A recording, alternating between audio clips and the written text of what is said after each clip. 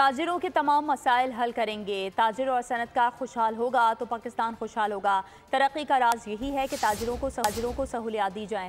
وزیر اطلاعات سینٹ شرجیل انعام میمن نے کراچی میں تقریب سے خطاب میں کہا، آئی ایم ایف کی وجہ سے مزید اکنامک زون نہیں بنا سکتے۔ پیپلز پارٹی نے اہم منصوبہ شروع کیا جس سے معیشت ترقی کرے گی۔ بلاول بھٹو 2 دن بعد ملیر ایکسپریس وے کا افتتاح کریں گے۔ ملیر ایکسپریس وے شہریوں کے لیے سب سے قیمتی تحفہ ہے۔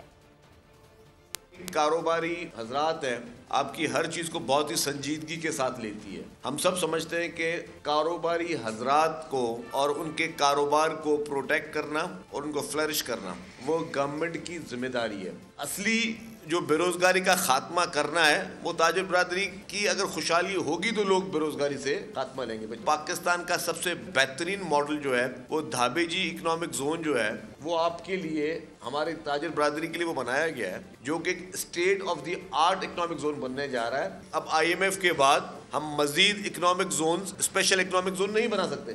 ملیر ایکسپریس وے جو کہ 2 دن کے بعد اس کے فیز 1 کا انوگریشن کیا جا رہا ہے، chairman Pakistan peoples party Bilawal Bhutto Zardari صاحب وہ اس کو انوگریشن کریں گے۔ یہ کراچی کے شہریوں کے لیے سب سے بڑا اور سب سے قیمتی تحفہ ہے جو پاکستان پیپلز پارٹی کی حکومت سندھ نے دیا ہے۔